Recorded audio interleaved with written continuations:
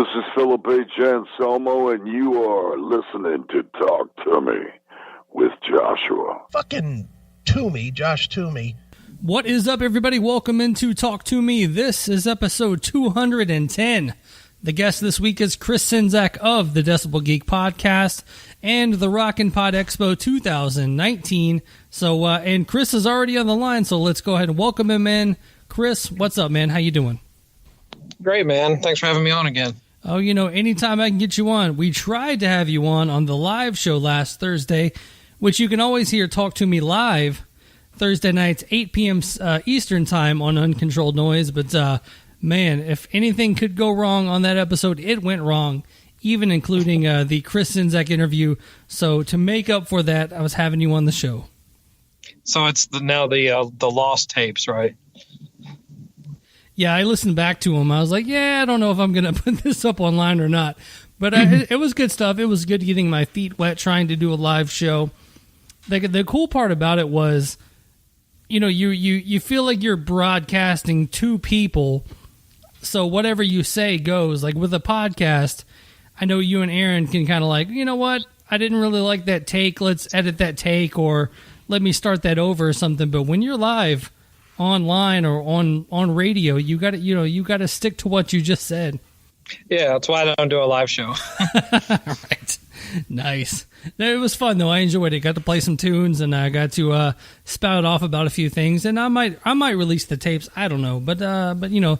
And this Thursday night, 8 p.m. Eastern, you can also hear Talk to Me live. More music, more talk, all the fun stuff. Less podcast. I don't know what that means, but that's what I do on uncontrollednoise.com, 8 p.m. Eastern. So make sure to check that out. So Chris is on to talk about Rockin' Pod Expo 2019, and I think you can announce a new podcast that just signed on. Yeah, Rock and Metal Combat are coming back. No, I'm just kidding. Don't you have? Hey, wait a minute. With Rock and Metal Combat, don't you have to have a podcast to come to this? Oh, that's mean. You got to check out that Poison one they just did. It's pretty funny. Yeah, they are coming back, but yeah, as of today, as of the time of this recording, Talk to Me is coming back to Nashville. Yeah, the birthplace of Toomey, Nashville, Tennessee. So it's always good to come home. Yeah, it's gonna be great to have you back, and I know I'm look forward to the interviews you're gonna churn out from that, because you are one of the more prolific interviewers on site whenever we do the expo. So I'm sure you're gonna deliver some cool stuff again this year. You've already got my money, Chris. You don't have to kiss my ass that much, but well, I am a fan. You know.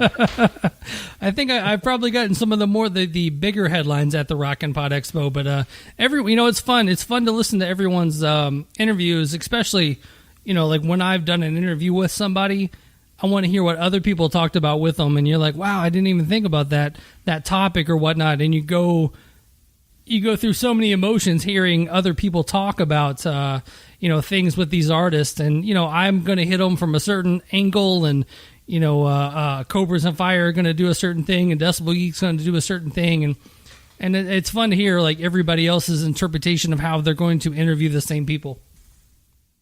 Oh, sure. Yeah, it's some of the shows that are recorded on site are always fun to go back and listen to. You kind of get the fly on the wall thing, but it's always better if you're actually there. So please come this year. Absolutely. So break it down once again for everybody that didn't check out live on Uncontrolled Noise on Thursday, what they're going to get, and who's going to be there, what time, you know, where it's at, all that good stuff.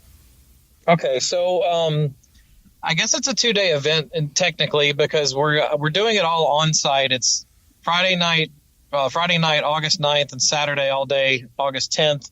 All of it's happening at the Nashville Airport Marriott. We've got a big Cumberland ballroom, and we've got an extra ballroom, and then a third room. And I'll explain why we have all these rooms soon. But Friday night will be the Rockin' Pod pre-party, which will feature Lipstick Generation, 8-Ball, and then headlining is the Rock and Roll Residency, which features members of Ace Frehley and Gene Simmons Band. And if you haven't heard of them, they've gotten really big locally, and it's basically 70s rock covers, and they've got a huge following here, and they're kind of known for special guests, famous people getting up and doing songs with them, and this will be no exception. And we're going to have some of the guests that are going to be there Saturday get up on stage and do a couple of songs with them. So it'll be a very unique show, kind of a one of a kind show. If you're a music podcaster and you want to come and you do the platinum package like Toomey did today, we're going to have a Rockin' Pod podcaster mixer before the pre-party concert. That'll actually be the first event that takes place, but it'll only be for registered podcasters. So it'll just be a good place to network, have some drinks, catch up with everybody, because it's we have a lot of returning shows this year. So it'll be a good chance for everybody to have a drink, unwind, and just get ready for the weekend. And then Saturday is the Rockin' Pod Expo, which will start 10 a.m. for early bird admission and then 11 to the public. And we've got, like we always do, we've got, dozens of podcasts will be on site recording all day. We're also going to we have a separate ballroom that we're going to use to do live podcasting sessions all day long. So people will get a chance to get up and get on a stage and record some stuff, do interviews or do their. And then also for podcasters, or if you're interested in doing a podcast, we have an education track that'll take place in another room, which will have speakers and workshops basically telling you how to start a podcast, how to do a video cast, how to build your following, how to get your social media in line, all the nuts and bolts of things that you can start a show with and also to take it to the next level. And then inside the main ballroom, on-stage panels all day with some of the celebrity guests, including, which will be moderated also by podcasters.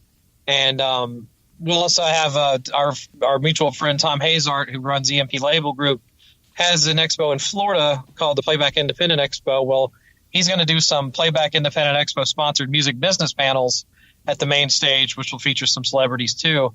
So that'll be cool. And then, of course, if you're just a rock fan and you want to, you can meet all these guests that are coming. I'll announce them in a second, but we're going to have vinyl vendors, memorabilia vendors. There's going to be exhibitors. Some gear companies are going to be bringing some cool stuff. We're going to have a ton of raffles and contests and stuff. We're even going to have some cosplay girls dressed up like rock stars, which will be kind of cool. And then with the guests this year include the big name is Michael Sweet from Stryper. He's kind of our headline guest this year. Also Jason Beeler from Saigon Kick, Erie Vaughn from Danzig. I'm so happy he's coming back. He was great last year. That's a great get back. Yeah, he was fantastic. Yeah, he's a super great guy. Steven Chereau from Kick Tracy's returning. All of Roxy Blue is going to come. Toby Wright is going to come back. I know you're in tight with Toby. You did a great interview with him. Two great ones, yeah. Yeah. Brian Forsyth from Kicks is going to make it out this year. Also, Drew and Jim from Wildside. Rick Rule from Every Mother's Nightmare. Jack Gibson, the bass player for Exodus, is coming, so I'm excited to have him. Drew Fortier from Zen from Mars. Jeremy Barber from Green Jello. Stephen Todd Barnett from Pump 5. And then, of course, a whole host of people that I can't announce just yet because we're waiting on to make sure touring schedules are clear. But yeah, some names that are definitely going to raise some eyebrows. And one that it looks like I can announce today because he finally got back to me.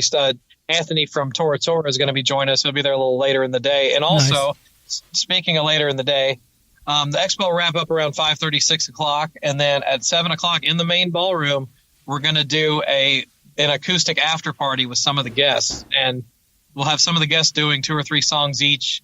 Jason Beeler is going to be involved with that. Also Roxy Blue and some of the other guys. I'm still working out the logistics of that, but that'll be really unique also. It should be a lot of fun. And that's pretty much the whole weekend. And of course, it's all happening at a hotel. So if you want to the best thing to do is just get a hotel room for Friday and Saturday night, and you could stay on site all weekend and never miss anything and don't have to worry about driving or anything. There's plenty of bartenders that are going to be throughout the whole event space. So Nashville Airport Marriott, just go to the Rockin' Pod, ROCK, the letter N, POD.com, and click on venue. And it's got a link right there that'll take you to the room reservation thing. And it's a better deal than you're going to find anywhere in Nashville. And the one thing I do have to say, and I've done some con stuff. I've gone to some Comic Cons and the Louisville Comic Con, things like that. And, you have to stand in line for your autograph and go to their booth and buy this and buy that to meet the guy. In all honesty, these rock stars that we've had the last 2 years are up walking around, talking to everybody. It's not necessarily a con as much as it is a gathering of friends, Yeah, and there will be a little bit of the, certain celebrities are going to have their own table, but, Erie had his own table last year, but he talked to anybody. It's a very relaxed atmosphere, so it's not like super uptight like a lot of conventions are, where we're going to herd you in and out like cattle. It's not going to be that way. And most of the celebrities that come, they just love mingling with each other and the fans, so they end up staying pretty much all day. So it's really, and it's kind of a way of doing like a day long meet and greet with a bunch of people you grew up listening to. Yeah, year one, I remember one of the guys. I didn't have him on my show exactly, but I saw him talking to everybody. Was like Gunnar Nelson. He was so excited to be there and to talk to everybody. It was so cool to see somebody like that you saw growing up on MTV all the time, and then to see him kind of wandering around and mingling and like just excited to be around a group of music podcasters, music fans. And to see him interacting with everybody was great. Yeah, he had a great time. I've stayed in touch with his wife, who kind of runs his social medias, and we're trying to get him to come back this year, and possibly get Matthew to come also. It'd be good to have both of them if we could. Got to get him for that acoustic jam at the end of the night there. Yeah, I want to hear some love and affection. Love and affection. There you go. And you've had other guys from Nelson. Was Rick Fox in Nelson there for a minute? No, he was in Wasp. Who was the drummer of Nelson? Oh, that was Bobby Rock. Bobby Rock. There we go. Rick Fox, Bobby Rock. It's all the same. No, it's not. Well, Chris, I not only do I want to see you at Rockin' Pod, which I know I will, and I can't wait to see it and have everybody that listens to the show out to Rockin' Pod, I also brought you on for your top 5 Metallica songs. Because that's going to bring the people in. That's going to bring the ladies in to this episode of the podcast to learn about the Rockin' Pod. But I want to debate you on your top 5 Metallica songs. So you ready to do that? Sure. And these, I don't know if any of these are really controversial, but they kind of represent just about every era. Of course, I steered clear of Load, Reload, and Saint Anger. There's none of that on here. But yeah, I've got Lulu some new does stuff. not count. Oh, well, all 5 of my picks are from Lulu, so I guess we're done. Well, there you go. Well, Chris, it was good to see you. I guess I will see you in August. I'm just playing. Okay, so you ready for my number 5? Number 5, Chris Czynszak, Metallica tune. What do you got, Chris? My number 5 is off the latest album, Hardwired to Self-Destruct. It's Moth into Flame. All right. This song, the whole album's really good. Well, most of it's really good. There's a few filler tracks on this one, but I love this record, and it's really held up well. I break it out probably once every couple of months and just see how it holds up, and it's just great. It's one of the best things they've done in years, and this song in particular, just the riff is just incredible. I love all the transitions in it. They just change it up so much, and the playing's on point. One of them, it's just one of my favorite Metallica songs. I've always liked it. What do you think of Moth into Flame? I like Moth into Flame a lot. I think you went and saw them recently too, right? Yeah, where they had all those little lighted up drones. Yeah, the little synchronized drones and all that stuff. And going into it, I was like, I don't really know if I like this song or not. But actually, listening back to Hardwired, Moth into Flame and Spit Out the Bone are probably my 2 favorite songs on that whole album.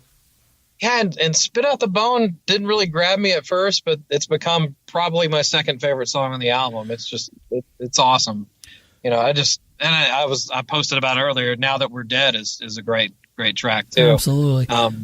The drum circle thing they do during the show is really cool too. Yeah, Spit Out the Bone. When the first listen through, I was like, "Holy shit, Metallica's back!" When I heard Spit Out the Bone. So yeah, first listen on that one. But Moth into Flame is a good track. So Chris Czynszak's number 5 Metallica song, and I'm gonna assume that this is today only because tomorrow it will change as with all Metallica fans. But Moth into Flame, Metallica.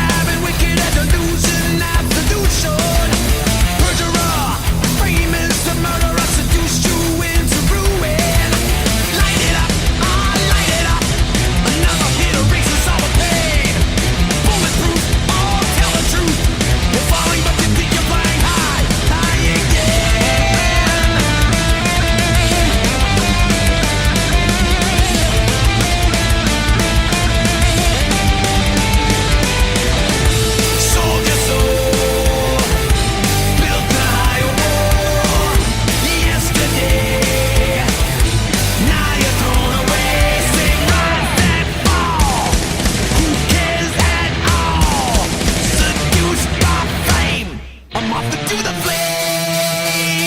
Burn.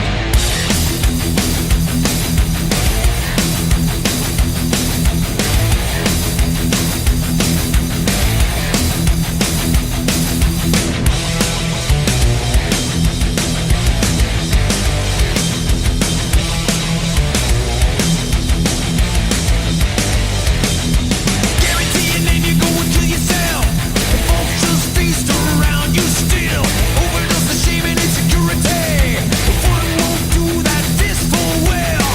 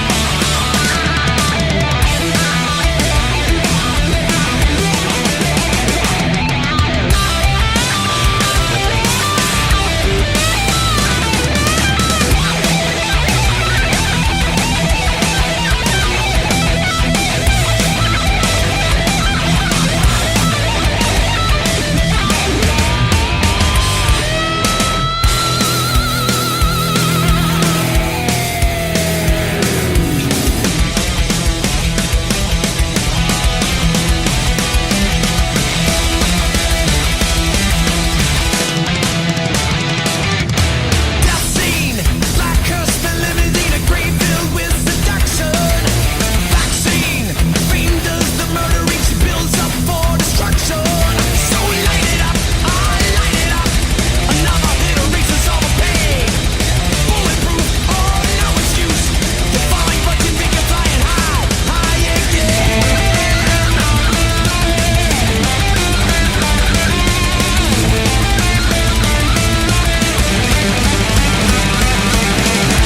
Sold your soul, built the higher wall. Yesterday, now you're thrown away. Say rise and fall. Who cares at all? Seduced by fame, I'm off into the flame.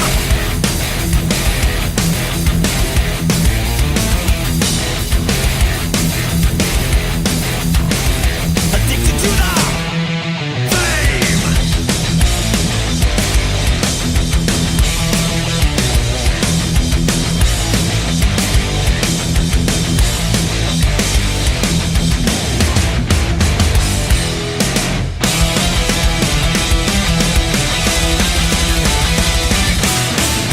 Yeah, I didn't deliberate too long over this because I knew it would. The longer it took, the harder it was going to get. So I just like, all right, pick 5 and be done with it. I do have a list of also rants too that I'll go over when we're done. Yeah, we'll definitely do that after number 2. So what do you got for number 4? Number 4 from the Black Album, I've got Through the Never. Nice, I'll take it. This is almost like Pantera was doing the groove metal thing. It's almost part of this song kind of has that groove metal feel to it, and it doesn't really get brought up a lot when people talk about great Metallica songs, even from this record. A lot of people prefer Holier Than Thou and stuff like that. But I mean, which I like that song too. But Through the Never, this one's aged well. Always sounds good. Just makes you knock your head back and forth. Fucking love this song. Yeah, the Black Album is one of those things where a lot of people want to complain about it, but when you go back and actually listen to the non-single tracks of the Black Album, they're all choice tracks. There's nothing bad about the Black Album. The singles, the back tracks, side 2, all that stuff, man. Black Album rules to me. That was my gateway into Metallica, so I can't complain. Gotcha. Yeah, Justice was mine. Although, yeah, Justice was... That was what got... Well, Justice was the first new album that was released after I got into them. Kill 'Em All was my gateway. Wow. Yeah, but not when it was out. Like, it was years later. So, going back to Kill 'Em All, and one thing I've always wanted to look into is the producer on Kill 'Em All is a guy named Paul Curcio. And Paul Curcio Jr. went to my high school, was in my grade. Like, we went to high school together, and it was one of those things where he told me that his dad produced Metallica, and I just didn't believe him.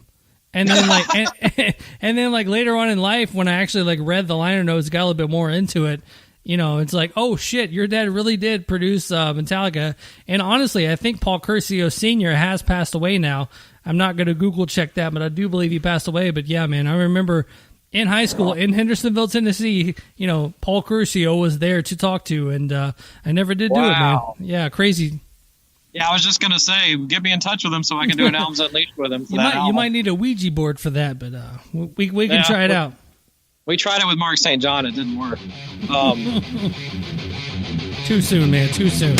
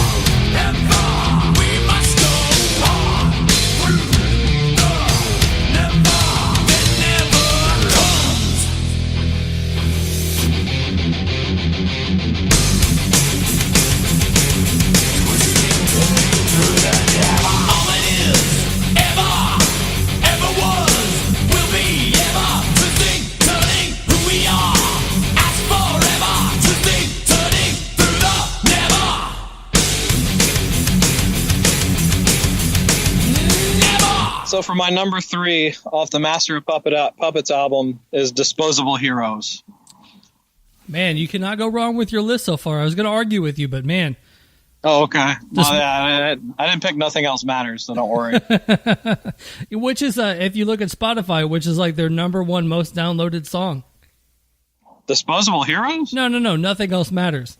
Oh, Well, that really says a lot about the people that listen to music, doesn't it? Right. But no, this song, this song is so killer. And like, I love the fact that it's, and like, since you do a lot of nu metal stuff on this, I really got into this song during the nu metal era because there's, the part right before it really kicks in, they kind of do that half beat thing. Yeah. It almost sounds like a nu metal riff right there. I swear it does. Wow. I'll have to, I'll listen to it again and think about that, and I'll get back to you on that one. Well, it just sounds like something from that era, maybe, but and then it speeds up. But it's just, I don't know. Just the thing about Metallica and all that stuff is they do all these transitions in songs. You never know what's going to come next, and you can't be bored listening to any of these songs because they change so much. But yeah, Disposable Heroes is just a can't miss track. I never skip it if it ever comes on my shuffle. Yeah, absolutely. So Disposable Heroes off of Master of Puppets, Chris Czynszak's top 3 Metallica track. We'll be right back.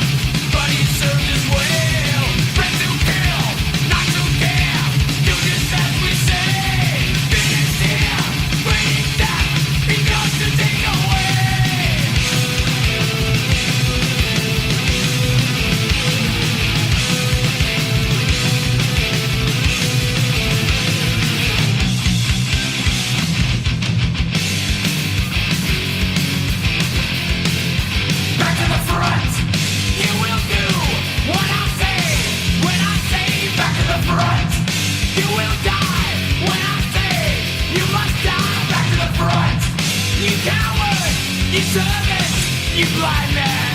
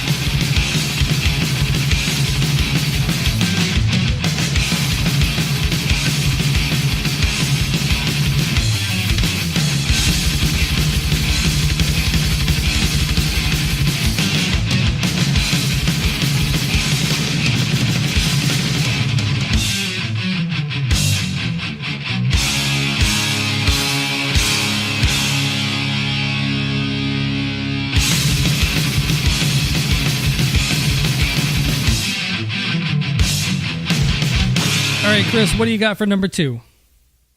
Okay, so this one's a bit of an obvious choice, but even though it's played all to hell, you can't deny it's just an absolute masterpiece. Can you guess what it's going to be? 1? Yes. Is it really? Yeah. There you go. Yeah. I mean, even though I've heard this song a bazillion times, if you listen to it from start to finish, it's just a masterclass in how to do a song. I mean, just so many different waves of emotions. The lyrics are just incredible. Even the videos. I remember watching the world premiere of this video when it came out, because everybody in my school was like, Metallica's actually doing a video, because they were big anti-MTV all before that. And I remember watching it, and the video is very disturbing. You know, from the Johnny Got His Gun movie, which don't bother watching that movie because it sucks. Right. Yeah, what the pieces they took and made into a music video is all you really need to see of that film, because it's just not a good movie. But the story behind it about a guy basically getting all his limbs blown off in a war, and you know, he's just sitting there on the gurney just struggling to fucking live, and such a heavy song in subject matter and in playing, and I can never hear this song too much. I was totally happy when they did it live. It's just, I don't know, it's just an incredible song. I mean, have you gotten burnout from this song? No, I don't think I have, and it's not one that I maybe go back to all the time. So when I do hear it, it's still kind of fresh. It's not something that's just in my constant rotation. So if I hear it in certain circumstances, I remember, man, this has probably been 20, 25 years ago. It was Thanksgiving Day in Nashville. And this was still KDF, like 103 KDF when that was a thing. And we had the programmers let the DJs play whatever they wanted. And I remember they played One that day. And I remember it just blew my mind that they were playing not only Metallica, but One on the radio. And it was so crazy to hear. And I still to this day I can listen to One all day long. It's not going to get old to me. Yeah, that's... Everybody, I mean, obviously I wish there was a little bit more bass in the mix, but right. Not much we can do about that now. We can talk to Toby Wright at the Rockin' Pod Expo once again about where the hell is the bass on Injustice for All.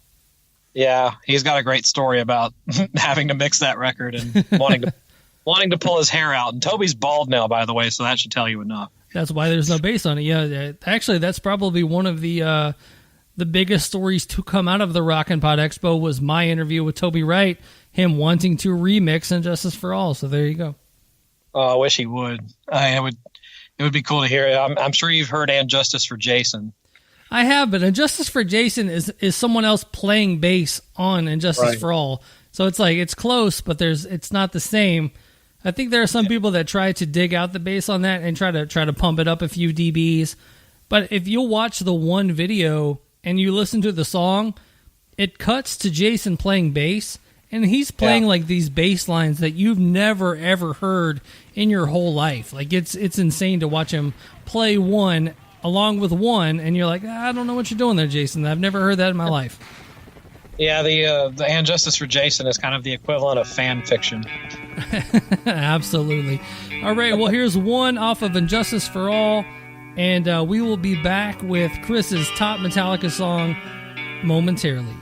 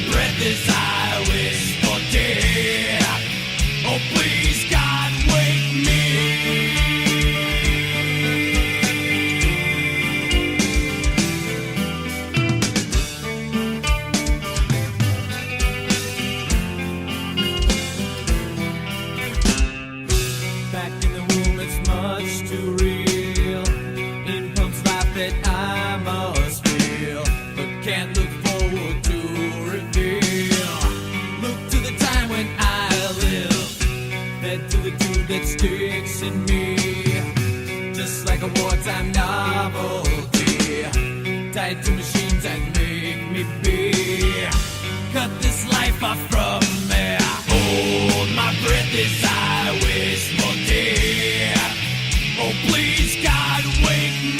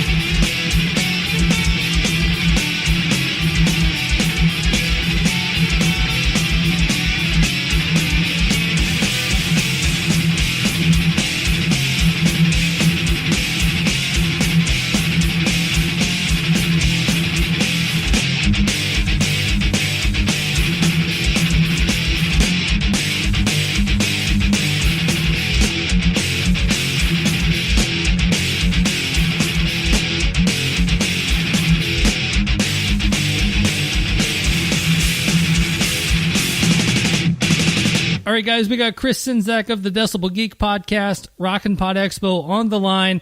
And before we get into Chris's number one Metallica song, let's get into a little bit more of how you can get in touch with the Rockin' Pod Expo, how to buy your tickets and all that good stuff. So, Chris, one more time, how do you get tickets to the Rockin' Pod Expo? You just go to rockinpod.com, R-O-C-K, the letter N, P-O-D.com. Go to the tab that says ticketing, and you can just pick your thing from there. We've got early bird admission, general admission. We've got VIP passes to get you a little bit extra. So there's all that. There's also a link to buy tickets to the pre-party concert the night before. And like I said, you can click the venue tab, book your hotel room, stay on site the whole weekend. And that's just rockinpod.com is where you can kind of get all your info for everything. Fantastic. And you also had some also-rans on the Metallica list. So what do you got there? I do. So the ones that almost made the list, from Death Magnetic, All Nightmare Long almost made my list. I love that song. The Judas Kiss almost made my list.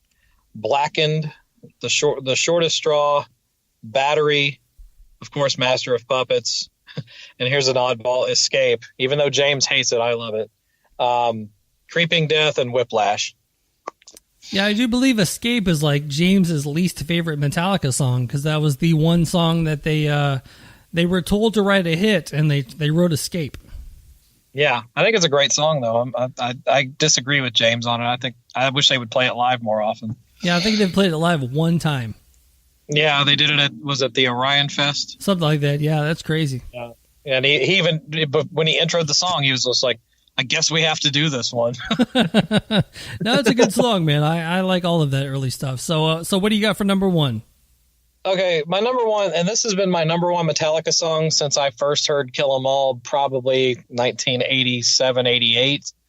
And it's never changed. No matter what they've released since and going through the back catalog, this will always be my number one Metallica song. It's The Four Horsemen. All right, Chris Czynszak, well, thanks for coming on, and thank you for putting out the Decibel Geek podcast each and every week. I do appreciate that.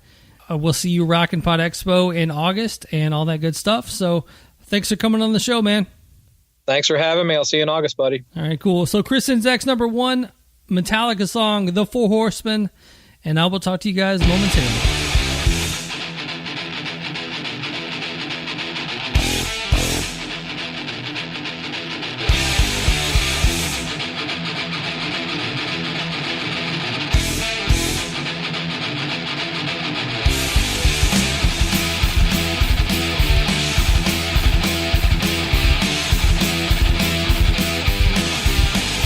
By the last breath of public law, then raise your ears. Sound of who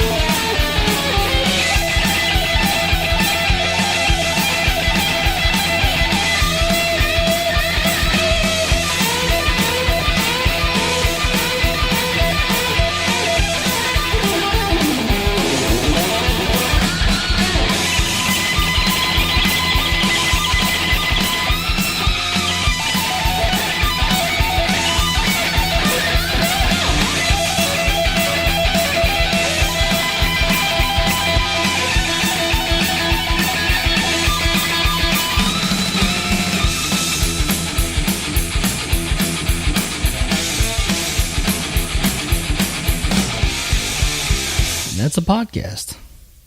All right, huge thank you to Chris Czynszak for coming on the show. Thank you guys for listening each and every week. Obviously, if you want to help out the podcast monetarily, make sure to head over to patreon.com/talktome, choose a tier, and you will be much appreciated by me. If you want to get a Talk To Me t-shirt, make sure to hit the show notes in the bottom of your podcast browser and click those links. Or a PayPal donation, that's always great too.